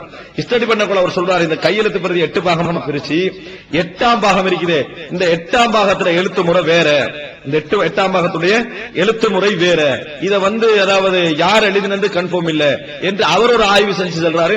நான் நினைக்கிறேன் இதை வந்து என்னது அதாவது அடுத்தவர் அவருடைய இந்த புத்தகத்தை வந்து 2 பேர் அறிவிக்கிறாங்க, மற்றவர் தான் என்ன செஞ்சிருக்கணும், இதை எழுதி இருக்க வேண்டும், அவரோட கூட்டு சேர்த்து என்ன செய்திருக்க வேண்டும், எழுதி இருக்க வேண்டும். ஒருவருடைய பேர் என்ன செய்யறார், உபைதுல்லா நினைக்கிறேன், அவருடைய பேர் என்ன செய்கிறார் சொல்லுகிறார், இவர் தான் அதை செய்திருக்க வேண்டும் என்று சொல்கிறார். அன்புள்ள சகோதரர்களே, அப்ப இதுல நீங்க ஒரு விஷயத்தை என்ன புரிஞ்சுக்கொள்ளணும் என்று சொன்னால், அந்த 8ஆம் பாகம் இருக்குது, 8ஆம் பாகத்துல உள்ள கையெழுத்து பிரதிகள் எழுத்து முறை வந்து வித்தியாசமா இருக்குது. அது வந்து யார் எழுதினது கன்ஃபார்ம் இல்ல. அப்ப இந்த 8ஆம் பாகம் வந்து உள்ளுக்கு ஜாயின் பண்ணப்பட்டும் இருக்கலாம். 8ஆம் பாகத்துடைய தகவல்கள்ல அல்லது ஜாயின் பண்ணப்படாமல் 8ஆம் பாகத்துல உள்ள அந்த தகவல் அதுல வந்து எழுதியவர் இருக்கிறார் தானே, அவர் நம்பகமற்றவராக இருக்கலாம், திறமையான முறையில் எழுதாதவராக இருக்கலாம். அப்படிங்கிற சமயத்தில் ஒரே பிரிண்டை வச்சு ஒரே கையெழுத்து பிரதியை வச்சு இந்த 8ஆம் பாகத்தை கன்ஃபார்ம் பண்ணிக்கொள்ள முடியாது. இதுதான் இவர் வந்து ஹதீஸ்களை ஆய்வு செய்யக்கூடிய லட்சணம். இவங்களா யூகிச்சு இந்த மாதிரி சொல்றாரு அப்படின்னு சொல்றத பாக்குறோம் சகோதரர்களே. ஆனா நிலைமை என்ன, உண்மை என்ன, அந்த நூல்ல என்ன எழுதியிருக்கு அழகா வருகின்றது. தஹ்கீக் பண்ணக்கூடியவர் சொல்லுகின்றார், அதாவது வந்து இதுல வந்து 8ஆம் பாகத்துல வேற ஒரு எழுத்தா இருக்கு, வேற ஒரு எழுத்தா இருக்குன்னா அது யார் எழுதினார் என்று தெரியலன்னு இவர் சொல்றாரு இந்த சூனியக்காரரு. அது எவ்வளவு பெரிய மோசடி, அதுல என்ன இருக்கு? இதை எழுதியவர் இப்ராஹிம் என்பவர். அவர் உபைதுல்லாவுடைய தோழர். உபைதுல்லாவுடைய அனுமதியின் பிரகாரம் தான், அனுமதியின் பேர்ல தான் அவர் எழுதியிருக்கிறார் என்பதற்கு நிறைய ஆதாரங்கள் இருக்கின்றது. காரணம் என்னன்னா, 8ஆம் பாகத்துல இடம்பெற்றிருக்கக்கூடிய அந்த நூலினுடைய தலைப்பு உபைதுல்லாவுடைய எழுத்தாக இருக்கிறது. அதற்கு பின்னாடி வரக்கூடிய எழுத்துக்கள் இப்ராஹிமுடைய எழுத்தாக இருக்கின்றது. இவர் சொன்னார்ல யாருன்னே தெரியல எழுதுனது. ஆனா தஹ்கீக் பண்ணக்கூடியவங்க என்ன எழுதுறாங்க, அதை யார் எழுதினார்னா இப்ராஹிம் எழுதினார். இன்னும் சொல்வதாக இருந்தால் இப்ராஹிம் அவர்கள் உபைதுல்லாவோட நல்லா எழுதுறவரு, அதுல எழுதுறாங்க. உபைதுல்லாவோட நல்லா எழுதுறதோடு மட்டுமல்லாம 24 பக்கம் எழுதக்கூடியத உதாரணத்துக்கு சொல்றதா இருந்தா 14 பக்கத்துல எழுதி முடிக்கக்கூடிய அளவுக்கு டேலண்டான ஆளாக அவர் இருந்திருக்கிறாரு. இவ்வளவு விஷயங்களும் இருட்டடிப்பு பண்ணி இது யாருன்னே தெரியாது, இது எழுத தெரியாத ஆள் எழுதிட்டாரு, இது அப்படி எழுத தெரியாத ஆள் எழுதினதுனால இந்த மாதிரியான பேரை கூட மாத்தி எழுதியிருக்கலாம் நான் யூகிக்கிறேன்னு ஒருவர் சொல்வாரே. ஆனால் அப்ப இவர் தான் வைத்த வாதத்தை நியாயப்படுத்துறதுக்காக எத்தகைய நிலைக்கு இறங்குவார்னு தெரியுதா இல்லையா? இதெல்லாம் எவன் போய் எடுத்து பார்க்க போறான், இதனுடைய மூலப்பிரதியெல்லாம் யார் போய் பார்த்துட்டு இருக்க போறான்ற தைரியம் தானே, அசட்டு தைரியம் தானே. இது இதுல லைவ்ல நாங்க உட்கார்ந்து சொல்றோம்னு இவர் சொல்லி ஊழல் உலக அறிய பொய் பேசுவதை அவர் உறுதிப்படுத்துகின்றார் என்றால் அப்ப இவர் எந்த லிஸ்ட்ல வைக்கிறதுங்க? கொஞ்சம் ஆய்வு பண்ணி பாருங்க. இவரை ஒரு மூமின்ற லிஸ்ட்ல வைக்க முடியுமா? இவர் ஆய்வாளர், மற்ற விஷயங்கள்லாம் பின்னாடி எனக்கு ஹதீஸ் உசூல் தெரியும், நான் அதுல புலி இதுல பூனை இதெல்லாம் ரெண்டாவது இருக்கட்டும், மூமின்ற லிஸ்ட்ல வருவாரா இவரு? அடிப்படையில் ஒரு பக்காவா உள்ள ஒரு விஷயத்தை அப்படியே நேர்மாற்றமா இந்த மாதிரியாக மோசடி, எந்த மோசடியிலையும் இப்படிப்பட்ட மோசடியெல்லாம் நாங்க பார்த்தது இல்லைங்க இதுவரைக்கும். அப்படிப்பட்ட மோசடியாக அதாவது எழுதக்கூடியவர் டேலண்டான நபராக இருக்கிறார். எந்த அளவுக்குன்னா ஆசிரியரை விட அந்த தோழர் உபைதுல்லாவை விட இவர் விவரமா எழுதக்கூடியவரா, தெளிவா எழுதக்கூடியவரா இருக்கிறார்னு பின்னாடி இருக்கிற நிலையில எழுத தெரியாம எழுதிட்டாருன்னு ஒரு சொல்வாரே. ஆனால் அப்ப இது எவ்வளவு பெரிய மோசடியா இருக்கும், எவ்வளவு பெரிய இருட்டடிப்பு. இது நாம விவாதத்துல வைப்போம், எல்லாத்தையும் விவாதத்துல கேட்போம், அம்புட்டுக்கும் ஒரு பதில் சொல்லி ஆக வேண்டும். அதோடு மட்டும் இல்லாம இதுல நமக்கு அரபி தெரியலையா, அவங்க பெரிய ஆய்வாளராம். அரபி தெரியாதது மேட்ரு கிடையாதுங்க. ஆய்வாளரிடத்துல உண்மை இருக்க வேண்டும், நேர்மை இருக்க வேண்டும், சத்தியம் இருக்க வேண்டும். அது இவர்கிட்ட இருக்கா? அரபி தெரிந்து கொண்டு எவ்வளவு வாயில வந்ததெல்லாம் முட்டடித்து மோசடி செய்து அயோக்கியத்தனம் செய்து அட்டூழியம் பண்ணி இல்லாத இருக்கிறத ஆக்கி இருக்கிறத இல்லாததாக்கி இப்படி மோசடி செஞ்சா இவரு பேர் ஆய்வாளரா? அதுக்கு அரபி தெரியாத நபராக நாங்க இருந்தாலும் எங்கள்கிட்ட நேர்மை இருக்கு, சத்தியம் இருக்கு, வாய்மை இருக்கு, உண்மை இருக்கின்றது. அப்போ ஆய்வாளர் நீங்க இனிமே வாயை திறந்து சொல்லாதீங்க தயவு செய்து. இந்த அளவிற்கு ஒரு மோசமான செயலை செய்துவிட்டு, இந்த அளவுக்கு ஒரு இருட்டடிப்பை செய்துவிட்டு இனிமே ஆய்வாளர்னு சொல்வாரே. ஆனால் அது ஆய்வாளர்கள் எல்லாம் அவரிடத்துல கேள்வி கேட்கணும். அபுஜெயிலுக்கு அவனுக்கு அரபி சூப்பரா தெரியும், அவன் இதை விட சூப்பரா பேசுவானே அரபி, இவரை விட இந்த சூனியக்காரரை விட அவன் நல்லா அரபி பேசுவான். அப்ப அபுஜெயில் ரொம்ப டாப் அப்படின்னு சொல்லுவாரா? அப்ப உண்மை எது சத்தியம் எதுன்னு பாருங்க. அதை விட்டுட்டு இந்த மாதிரி இப்ப நம்ம ஆய்வு செஞ்சாலும் இதையும் சொல்றோம், இப்ப உங்களுடைய வண்டவாளம் தெரிஞ்சுச்சா இல்லையா? அப்ப இதே அடிப்படையில நாம இவரிடத்துல கேள்வி எழுப்புவோம் இன்ஷா அல்லாஹ் விவாதத்துல. மூலப்பிரதி 2 மூலப்பிரதி இருக்கா அப்படின்னு நம்மள்ட்ட கேட்டார்ல, இவங்களா புதுசா ஹதீஸ் உசூல்லாம் கண்டுபிடிச்சாரா இல்லையா? இதெல்லாம் விவாதத்துல கேட்க போறோம். விவாதத்துல உட்கார வச்சு இந்த மாதிரி ஏதாவது ஒரு ஆதாரத்தை கொண்டு வந்தாருன்னு வைங்க, இதனுடைய மூலப்பிரதி எங்க? இதே மாதிரி இன்னொரு மூலப்பிரதி இருக்கா? 2 மூலப்பிரதிலையும் ஒரே மாதிரி கையெழுத்து இருக்கா? எல்லாத்தையும் கேட்போம். 2 மூலப்பிரதியும் எழுதியவர்கள் ஒரே ஆள் எழுதினார்களா அப்படின்றத கேட்போம். அப்ப விழி பிடுங்குவத மக்கள் நீங்கள் இன்ஷா அல்லாஹ் காண்பீர்கள். இவர் ஒரு மோசமான வேலையை செய்து கையங்களவுமா மாட்டி கண் கலங்கினாரே, அதை விட இன்னும் பீதி அடைந்து கண் கலங்குவதை மக்கள் இன்ஷா அல்லாஹ் பார்ப்பீர்கள். நீங்க மூலப்பிரதி ஒரு மூலப்பிரதி மாதிரி இன்னொரு மூலப்பிரதி இருக்கா? இது கையெழுத்து வேறுபாடு இருக்கு, அதனால நான் ஏத்துக்கிற மாட்டேன்னு சொல்றாருல. நூல்கள்லாம் வரும், விவாதத்துல வரும், எல்லாத்தையும் மேற்கோள் காட்டுவோம், எல்லாம் ஸ்கேன் பண்ண பிரிண்ட் எடுத்து காட்டுவோம். இந்த மாதிரி அவர் ஏத்துக்கொண்ட நூல்கள்ல இருந்தே மூலப்பிரதி ஒரே ஒரு மூலப்பிரதி மட்டும் இருக்கிற நூல்களையும் காட்டுவோம். அந்த ஒரு மூலப்பிரதியிலேயே வேறுபட்ட எழுத்துக்கள் உள்ள மூலப்பிரதியை எடுத்து வைப்போம். அதுக்கெல்லாம் இவர் என்ன பதில் சொல்ல போறாரு என்பதை இப்பயே அவர் தயார்படுத்தட்டும், இப்பயே உட்கார்ந்து யோசனை பண்ணட்டும். எல்லாத்தையும் விவாதத்துல நம்ம கேட்கத்தான் போறோம் இன்ஷா அல்லாஹ். அடுத்து பாத்தீங்கன்னா சகோதரர்களே, இவருடைய ஆய்வினுடைய ஆழத்தினுடைய அளவு இருக்க கூடிக்கிட்டே போகுதுங்க. எந்த அளவுக்கு ஓவர் டீப்பா போய் ஆய்வு பண்றாருன்னா, ஒரு நூலை ஏத்துக்கிறதா இருந்தால் அந்த நூல்ல வந்த செய்தி, இப்ப உதாரணத்துக்கு அகமது பின் அம்பல் அவர்களுடைய அந்த இலல் என்ற நூல்ல இருந்து இந்த முக்ரியுடைய செய்தியை நம்ம சொன்னோமா இல்லையா? இந்த முக்ரியினுடைய செய்தியை நாம ஏத்துக்கிறதா இருந்தா அந்த நூல்ல இருந்து பின்னாடி பிற்காலத்துல ஒரு 600-700 வருஷத்துக்கு அப்புறம் ஆட்கள்லாம் வந்திருப்பாங்கல்ல, அப்படி வந்த ஆட்கள் யாராவது அதை பார்த்து எழுதியிருக்கணுமா? அப்படி மற்ற நூல்கள்ல இது குறித்து எழுதப்படாட்டினா இந்த நூல் இருக்கிறது பொய் அப்படின்னு சொல்லி இவரா ஒரு புதிய ஹதீஸ் உசூல கண்டுபிடிக்கிறாருங்க. எப்படிப்பட்ட ஒரு அயோக்கியத்தனம் பாருங்க. அதாவது நான் ஒரு நூல் எழுதுறேன், நூல் இதுதான் அப்படின்னு சொல்லி நான் அறிமுகப்படுத்துறேன், மக்களும் அதை அறிந்து வைத்திருக்கிறார்கள். அப்படி இருக்கிற நூல்ல ஒரு ஹதீஸ காட்டி இந்த செய்தி பொய் அப்படின்றாரு. காரணம் என்னங்க? ஆதாரபூர்வமான செய்தி தானங்க, இவருடைய நூல் தான் நல்லா தெரியுதுங்க அப்படின்னு கேட்டா, இந்த நூல்ல உள்ளத பின்னாடி எவனும் எழுதல. இப்ப ஒரு 500 வருஷத்துக்கு அப்புறம் வந்த ஆட்கள்னா எந்த நூல்லையுமே 500 வருஷத்துக்கு அப்புறம் உள்ள எந்த நூல்களையுமே இது குறித்து இந்த செய்தி இவர் எழுதியிருக்காருல, இந்த செய்தி எழுதப்படாதனால இந்த செய்தியை நான் ஏத்துக்கிற மாட்டேன்னு ஒருத்தவர் சொன்னாருன்னா அவர் ஆய்வாளர்னு சொல்லுவீங்களா? அவருடைய ஆய்வினுடைய லட்சணம் என்னன்னு உங்களுக்கு விளங்குதா? புதுசா கண்டுபிடிக்கிறாருங்க. நம்ம வச்ச வாதத்தை எந்த அளவுக்கு, அதாவது மசூதி மூல குழம்புனாரா இல்லையா அப்படின்றத காட்டிலும் இப்ப இவருக்கு என்ன ஆயிருக்கு? நம்ம முதல்ல ஒரு பேரை சொல்லி ஒரு உதாரணத்துக்கு தான் சொன்னோம், உண்மையிலேயே ஆகி போச்சு. அதாவது 2 தான் உண்மையா இருக்கணும். ஒன்னு வடிகட்டி அயோக்கியத்தனமாக இருக்க வேண்டும், அல்லது உண்மையிலேயே இவருக்கு மூல குழம்பி இருக்க வேண்டும். 2ல ஏதாவது தான் ஒன்னு உண்மையா இருக்க முடியும். 2ல எது உண்மையானாலும் இவர் ஆய்வாளருக்கு தகுதி இல்லை என்பது உண்மையாகிவிடும். அப்போ பாக்குறோம், அப்ப ஒரு நூல்ல இருக்கிறத பின்னாடி வந்த ஆட்கள் எழுதி இருக்கணுமா? எழுதி இல்ல. நம்ம அவர் நல்லா தேடி பார்த்தாங்களாம், அனைத்து நூல்களையும் தேடி பார்த்துட்டாங்களாம். தேடி பார்த்ததுல இத யாருமே குறிப்பிடலையாம். குறிப்பிடாதனால அது பொய். பாத்தீங்களா எந்த அளவுக்கு ஆய்வு கொடி கட்டி பறக்குதுன்னு பாத்தீங்களா? அப்போ நாம இதையும் விவாதத்துல கேட்க போறோம். விவாதத்துல ஒவ்வொரு வேடா ஃபைண்ட் பண்ணி இந்த மாதிரி இந்த நூல்ல இந்த ஹதீஸ் இருக்கு, இந்த செய்தி இருக்கு, இதை பின்னாடி வந்த நபர்கள் இந்த நூல்லையும் எழுதவில்லை, அப்ப இந்த ஹதீஸை ஏற்றுக்கொள்வீர்களா இல்லையா அப்படின்னு சொல்லி பட்டியலோட வரும். விவாதத்துல பட்டியலோட உட்கார வச்சு ஒவ்வொன்னா சொல்லி சொல்லி கேட்போம். எல்லாத்துக்கும் தயாராகிக்கிறோம், விவாதத்துக்கு தயார்னு சொல்லிட்டாரா இல்லையா? இது எல்லாத்தையும் கொண்டு வருவோம், லிஸ்ட் வரும் இன்ஷா அல்லாஹ்.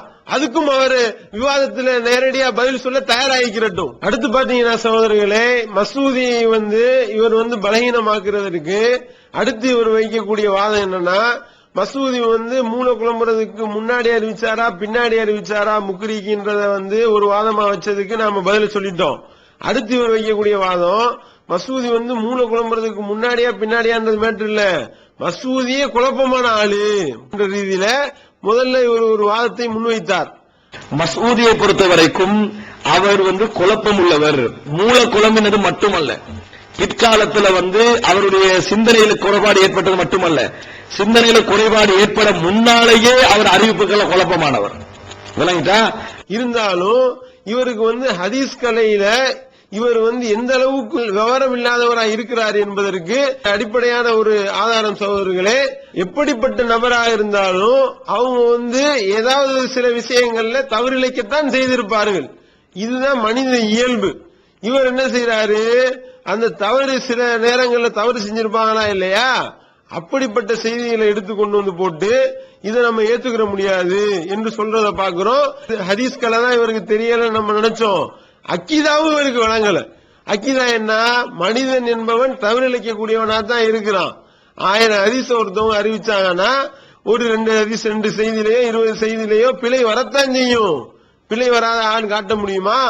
பிழை வராம ஒருத்தவர் சொல்வாருன்னு ஒருவன் நம்பினானே, ஆனால் அவன் அக்கீதாவில ஒழுங்கா இல்லைன்னு அர்த்தம்.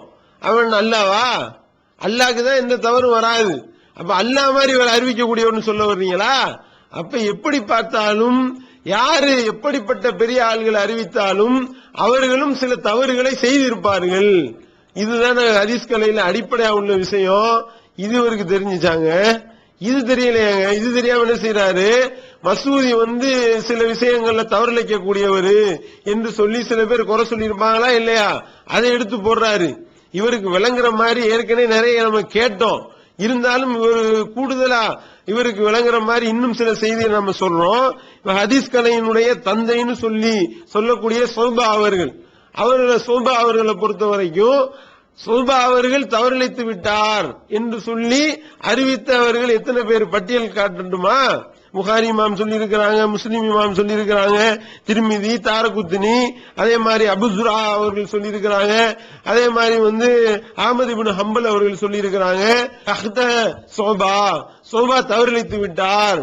அஹ்மது இமாம் எப்படி சொல்றாங்கன்னா, சோபா பெயர்களை அறிவிக்கிறதுல நிறைய தவறு செய்திருக்கிறார் என்று சொல்லி ஒரு பெரிய பட்டியல் போடுறதே நம்ம பார்க்கிறோம். அப்ப சோபா அவர்கள் தவறிழைக்க கூடியவர், அதனால சோபாவுடைய ஹதீஸ்கள் எல்லாம் போக்குன்னு சொல்லுவாரா? அப்படி ஒரு சொல்ல தயாரா? விவாதத்துல தான் கேட்க போறோம், எல்லாம் வரிசையா ஒவ்வொன்னா கேட்போம். தஹபி அவர்கள் சொல்றாங்க, இமாம் சோபா அவர்களும் இமாம் மாலிக் அவர்களும் தவறு செய்திருக்கிறார்கள்.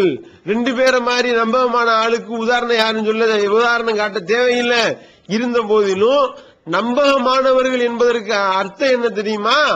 அவர்கள் தவறே செய்ய மாட்டார் என்ற அர்த்தம் கிடையாது, அவர்கள குறைவா தவறு வந்திருக்கும் அப்படின்றது அர்த்தம் என்று தஹபி இமாம் அவர்கள் அழகாக விளக்குகின்றார்கள். அதையும் பார்க்கிறோம். அதே மாதிரி யஹ்யா இப்னு மயின், இந்த மொயின் மாத்தி சொன்னு சொல்றாரு, அந்த யஹ்யா இப்னு மயின் அவர்கள் சொல்றாங்க, ஒரு தவறும் இவர் செய்யவில்லை என்று எவன் சொல்றானோ அவன் பொய்யன். அப்புறம் என்ன, ஏதாவது மனிதன் என்ற அடிப்படையில தவறு வரத்தான் செய்யும். ஒரு ஆளை காட்டி இவர்கிட்ட ஒரு தவறு வரவே இல்லை அப்படின்னு யாரேனும் சொல்வாரே, ஆனால் அவர் பொய்யன் என்று சொல்லக்கூடியதை பார்க்கிறோம். அதே மாதிரி திர்மிதி இமாம் அவர்கள் சொல்லி காட்டுறாங்க, தவறு பிழை விடாத ஆட்கள் யாரும் இருக்க முடியுமா? தவறு பிழை விடுறதிலிருந்து தப்புன ஒரு இமாமும் கிடையாது என்று திர்மிதி இமாம் அவர்கள் சொல்லக்கூடியதை பார்க்கிறோம். அதே மாதிரி கத்தான் அவர்களை பத்தி அடுத்து சொல்லப்படுகின்றது. கத்தான் அவர்களை பொறுத்த வரைக்கும் அவர்கள் முத்தஷத்தீத், ரொம்ப கடும்போக்கு, ஏதாவது ஒரு சின்ன மிஸ்டேக் வந்தா கூட தள்ளி விட்டுருவாங்க ஆட்களை. அப்படிப்பட்ட கத்தான் அவர்களே நிறைய தவறுகளை செய்திருக்கின்றார்கள். நாம் பார்த்த வகையில குறைய தவறு செஞ்சவர் இவர் தான் என்று சொல்லி அஹ்மது இமாம் அவர்கள் சொல்லக்கூடியதை பார்க்கிறோங்க. பாத்தீங்கன்னா சோர்களே, இவர் வைக்கக்கூடிய ஆதாரத்தின் அடிப்படையில, இவர் வைக்கக்கூடிய வாதத்தின் அடிப்படையில் நம்ம எடுத்து பார்த்தோமே ஆனால், எப்படிப்பட்ட அறிவிப்பாளரையும் ரெண்டு குறை சொல்லியிருப்பாங்க, எப்படிப்பட்ட அறிவிப்பாளரும் ரெண்டு தவறு செய்திருப்பார். இதுதான் மனிதனுடைய இயல்புங்க. இந்த அடிப்படையில இவர் வைக்கக்கூடிய இந்த வாதத்தை முன்வைத்து அந்த அடிப்படையில் அளவுகோலை பார்த்தோம்னா, புகாரி ஹதீஸ் எடுத்தோம் என்றால் 5 ஹதீஸ் தேராது மொத்தத்துக்கே. ஏதாவது ஒரு அறிவிப்பாளரை பத்தி யாராவது ஒரு ஆள் குறை சொல்லியிருப்பாங்க, அவர் ஏதாவது ஒரு தவறு செய்திருப்பார். அப்படி கணக்கு பண்ணி பார்த்தா புகாரில் 5 ஹதீஸ் தேராது. அப்ப இவர் இதைத்தான் தன்னுடைய வாதத்திற்கு ஆதாரமா முன்வைக்கிறத பார்க்கிறோம். அதே நேரத்தில் இந்த மசூதி அவர்களை பத்தி யாரெல்லாம் தஹபி அவர்கள் எப்படிலாம் சொல்றாங்க, இவர் சட்ட வல்லுநர், இவர் அல்லாமா மேதை, இவர் ஹதீஸ்கலை நிபுணர், மிகப்பெரிய சட்ட வல்லுநர், நல்ல அறிவாளி, அறிவுள்ள தலைவர், இப்படிலாம் சிலாகித்து சொல்லி இருக்கிறத பாக்கிறோம். அதே மாதிரி இப்னு அம்மார் அவர்கள் இவருக்கு பதில் சொன்னது போல இருக்கின்றது. எப்படி இருக்கின்றது? மூளை குழம்புறதுக்கு முன்னாடி இவர் மிக உறுதியானவர் என்று சொல்லி இப்னு அம்மார் அவர்கள் சொல்லி இருக்கிறாங்க. இப்படி ஏற்கனவே நிறைய லிஸ்ட் போட்டோம். நம்ம அவ்வளவு லிஸ்ட் போட்டதையும் அவர் காதுல வாங்கிட்டு தான் என்ன செய்யறாரு, ஏதோ ஒரு 2 பேர் கொலை சொல்லியிருப்பாங்கல்ல, அதை கொண்டு சரியில்லை என்று சொல்றதை பாக்குறோம். அடுத்த சகோதரர்களே, மசூதியினுடைய அறிவிப்பை ஒரு மறுக்கிறதுக்கு அடுத்து முன்வைத்த ஆதாரம் என்னன்னா, அது சாது கானத்து மினல் முஹாஜிராத் என்ற அந்த வாசகம் முரண்பட்டு அறிவிக்கிறாங்களாம். அதனால இதை ஏற்றுக்கொள்ளக்கூடாது. வேற யாருடைய அறிவிப்புலையும் அந்த வாசகம் வரல. மசூதி தான் குழம்பி இவர் தான் இந்த குழப்பம் பண்ணி இதுல சேர்த்து இருக்கிறாருன்னு சொல்லி அதை சாதுன்னு சொன்னாருங்க. நம்ம பச்சை புள்ளைக்கு பாடம் நடத்துற மாதிரி சாதுனா என்ன, ஜியாதானா என்ன அப்படின்னு சொல்லி 1ஆம் கிளாஸ் பிள்ளைக்கு படிச்சு கொடுக்கற மாதிரி பாடம் நடத்தணுங்க. பாடம் நடத்தினதான் பொருட்களை, இவனோட சாதை பத்தி பேசுறான், இவன் ஜியாதாவை பத்தி பேசுறான்னு சொல்லிட்டு அதுக்கு பதில் கிடையாது. பதில் என்ன சொன்னாரு தெரியுமா? அந்த வீடியோவை பாருங்க. அதாவது ஒரு நூலை கை காட்டி இந்த நூல்ல இருந்து நீங்க படிச்சு தெரிஞ்சுக்கிறீங்க, நல்ல ஐடியாவா போச்சு. அதாவது இனிமே எந்த கேள்வி கேட்டாலும் சிகரை பத்தி கேட்கறீங்களா, அந்த டிவிடியை பார்த்து தெரிஞ்சுக்கிறீங்க. இந்த இதை பத்தி கேள்வி கேட்கறீங்களா, இந்த புக்கை பார்த்து தெரிஞ்சுக்கிறீங்க. இந்த மாதிரி அவரு தான் அவர் தக்லீது பண்றாருல, அந்த மாதிரியான தக்லீதை நம்மள பண்ண சொல்றாருங்க. ஒரு விஷயத்தை ஒருவர் ஒரு ஆய்வாளர்னு சொல்வதாக இருந்தால் அவர் வைக்கிற ஆய்வுக்கு, அவர் செய்யக்கூடிய ஆய்வுக்கு அவர் பொறுப்பேற்றுக் கொள்ளணும். ஒரு நூலை பார்த்து நான் சொல்றேன்னா அந்த நூலை ஆய்வு பண்ணி அந்த நூலில் இருந்து வைக்கக்கூடிய வாதத்தை அவரே முன்வைத்து அதுக்கு அவர் பொறுப்பேற்றுக் கொண்டு சொல்வாரா, அல்லது இப்படி தக்லீது பண்ண சொல்றாரா இல்லையா? இந்த மாதிரியான அவருடைய தக்லீதை அவரோட வச்சுக்கிறட்டும், அவரை மாதிரி நம்மள தக்லீது பண்ண சொல்ல வேணாம். நாம ஆய்வு பண்ணி தான் எதா இருந்தாலும் சொல்லுவோம். அந்த நூலை சொல்லி இருக்கிறாரு, அந்த நூலையும் தூக்கிட்டு வருவோம் விவாதத்துல, அதுல இருந்து கேள்வி கேட்போம் இன்ஷா அல்லாஹ். ஆக நாம இந்த அசகு என்ற செய்தியிலையும் நாம விலக்கி விட்டோம். அசகு என்று புகாரி இமாம் அவர்கள் சொன்னது குத்தைலாவுடைய செய்தி சஹீஹ் என்ற அடிப்படையில தான் அப்படின்றத நம்ம விலக்கிட்டோம். அந்த அடிப்படையில புகாரி இமாம் அவர்களுடைய கூட்டு பிரகாரமே அவர்கள் அதை அசகு என்று சொன்னதன் அடிப்படையிலேயே குத்தைலா அவர்கள் சஹாபிதான், இது ஆதாரப்பூர்வமான செய்திதான் என்பது நிரூபணமாகி இருக்கின்றது. அதே மாதிரி மசூதி அவர்கள் அவங்க மூல குழம்புறதுக்கு முன்னாடியே அவர்களிடத்திலிருந்து முக்ரி அவர்கள் கேட்டிருக்கின்றார்கள் என்பதை இலல் என்ற அந்த நூல்ல இருந்து ஆதாரம் காட்டினதிலிருந்து நாம் நிறுவி இருக்கிறோம். அதோடு மட்டுமல்லாமல் மசூதி அவர்கள் மூல குழம்புறதுக்கு முன்னாடியே மோசமான ஆளு, குழப்பமான ஆளு, குழம்பி அறிவிக்கிறார் என்றதும் சரியில்லை அப்படின்றதையும் தகுந்த காரணங்களை வைத்து நாம விலக்கி இருக்கிறோம். இவ்வளவு ஆதாரங்களையும் வைத்து அந்த செய்தியானது குத்தைலா அவர்கள் அறிவிக்கக்கூடிய செய்தியானது ஆதாரப்பூர்வமான செய்திதான். மசூதி அவர்களுடைய அறிவிப்பின் மூலமாக கானத்து மினல் முஹாஜிராத், இவர் முஹாஜிர் பெண்மணி என்ற செய்தி ஆதாரப்பூர்வமான செய்தி என்பதை நிறுவிவிட்டோம். இதை நாம நிறுவியதன் மூலமாக அந்த யூத பாதிரியார் சொன்ன செய்தி ஆதாரப்பூர்வமான செய்தி தான் அப்படின்றதை நாம நிறுவிட்டோம். அதை நாம நிறுவனதன் மூலமாக நுணுக்கமான சிறுக்கு என்பது இருக்கின்றது. நம்ம வைக்கக்கூடிய வாதத்தின் அடிப்படையில சிறுக்கான விஷயம் என்பது சில விஷயங்களை சுட்டிக்காட்டும் பொழுது அந்த நுணுக்கத்தின் வாயிலாக இது ஒரு சிறுக்குதான் என்பதை விளங்கி மக்கள் அதிலிருந்து விடுபட வேண்டும் என்பதும் இந்த வாதத்தின் வாயிலாக நிலைநாட்டப்பட்டு விட்டது. இதுல நாம சில விஷயங்களை இன்னும் சில விஷயங்களுக்கு பதில் சொல்ல இருக்கின்றது. இது எல்லாம் அவர் இன்னும் 10 நாள் தான் இருக்கின்றது. இந்த வீடியோ வெளியிடப்பட்டதுல இருந்து 10 நாள் இன்னும் இருக்கு. 10 நாளுக்குள்ள அவர் விவாத அழைப்பை ஏற்றுக்கொள்வார் என்று நாம நம்புகிறோம். அவருடைய செலவுல அவர் இந்தியாவுக்கு வர இருக்கிறாரு. விவாத ஒப்பந்தம் போட்டுவிட்டு மறுபடியும் திருப்பி விவாதத்துக்கு வருவாரு.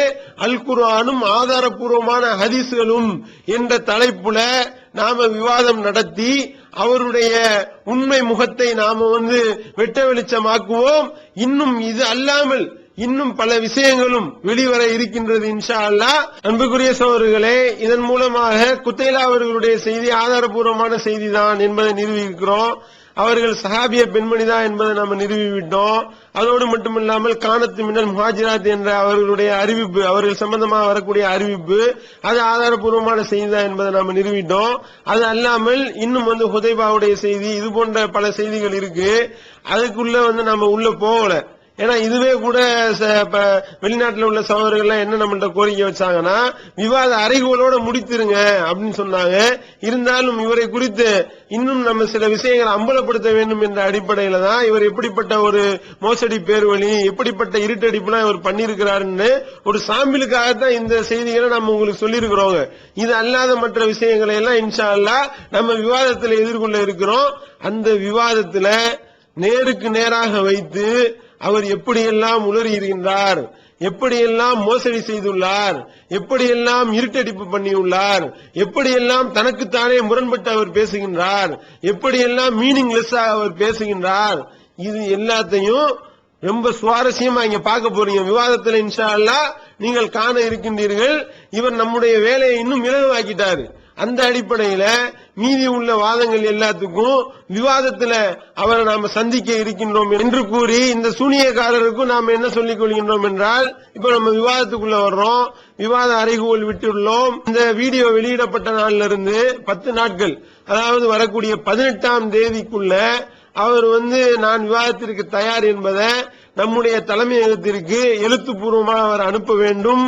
அவர் அனுப்பக்கூடிய அந்த நேரத்தில் 5 தேதிகளை குறிப்பிட்டு, அவருக்கு வசதியான 5 தேதிகளை குறிப்பிட்டு அவர் எழுதுவாரே, ஆனால் அந்த 5 தேதியில நமக்கு வசதியான ஒரு தேதியை நாம முடிவு செய்து இந்தியாவுல அவருடைய செலவுல அவர் வரக்கூடிய நேரத்தில் நாம இங்க வைத்து விவாத ஒப்பந்தத்தை போட்டுக் கொள்ளலாம். அந்த விவாத விவாதத்தில் எந்த மாதிரி எல்லாம் சர்த்துகள் போடலாம் என்பது குறித்து நாம முடிவெடுப்போம் இன்ஷா அல்லாஹ். அதுக்கப்புறம் இன்ஷா அல்லாஹ் விவாதம் நடக்கும். அந்த விவாதத்தில் அனைத்து விஷயங்களையும் நாம் அம்பலப்படுத்த இருக்கின்றோம்.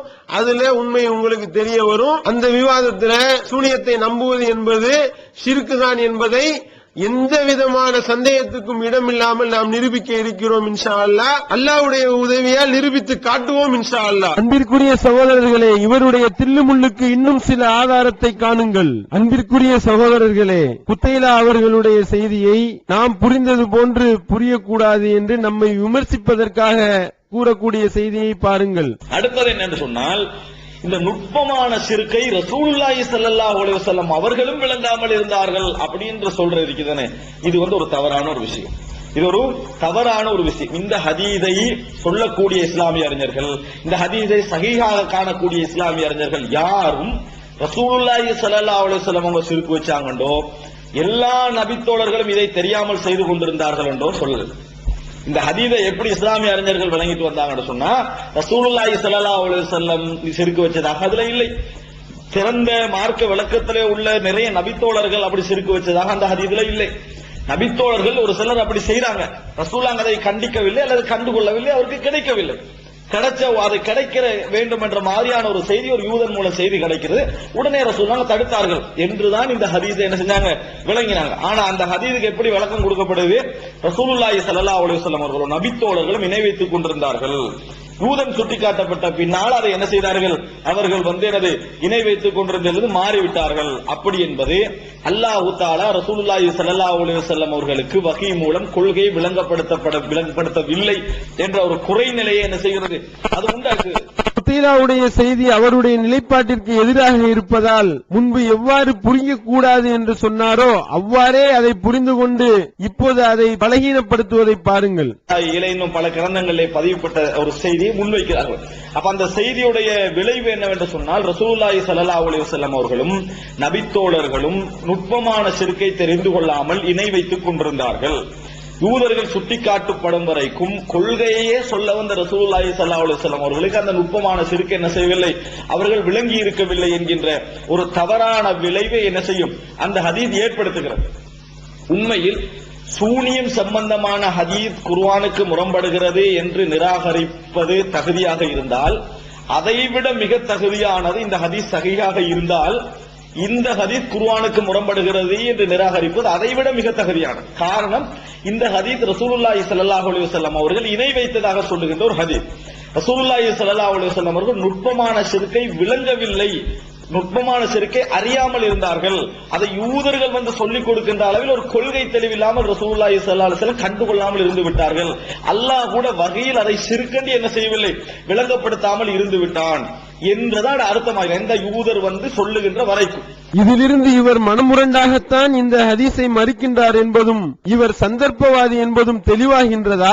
ஜாபிர் அவர்கள் வழியாக அறிவிக்கக்கூடிய அறிவிப்பு சாதானது என்றும் பலகீனமானது என்றும் கூறும் காட்சியை பாருங்கள். அப்ப எனவே நீங்க என்ன புரிஞ்சுக்கணும் சொன்னா, ஜாபிர் இப்னு சமுராவுடைய செய்தியோ ஹுதைஃபாவுடைய செய்தியோ ஆதாரமானதல்ல. காரணம், அவைகள் என்னது, சாதாரண அறிவிப்புகள், இவைதான் ஆதாரமானது. ஜாபிர் அவர்கள் அறிவிக்கக்கூடிய எந்த அறிவிப்பை இவர் சாத் என்றும் பலகீனம் என்றும் சொன்னாரோ அந்த அறிவிப்பில் தனக்கு சாதகமான கருத்து இருப்பதை உணர்ந்து அது சஹீஹான செய்தி என்று சொல்லும் அயோக்கியத்தனத்தை பாருங்கள். ஆனா சஹீஹான அறிவிப்புல வர செய்திகளை பாருங்க, சர்வ முஷ்கில் ஆதார் 230 இதெல்லாம் அதுல சொல்லிட்டேன். அதுல எப்படி வருது, கது குந்து அஸ்மஉஹா மின்கும் ஃபதுதீனி. இவர் கனவு கண்டு சொல்றாரு, இதுக்கு முன்னால நான் இதை கேட்டேன், ஆனா எனக்கு அது மிச்ச தொந்தரவாக இருந்தது, நான் தடுக்கவில்லை என்ற மாதிரி ரசூலுல்லாஹ் சொல்றாங்க. ஷிர்கா இருந்தா ரசூலுல்லாஹ் தடுத்திருப்பாங்களா இல்லையா?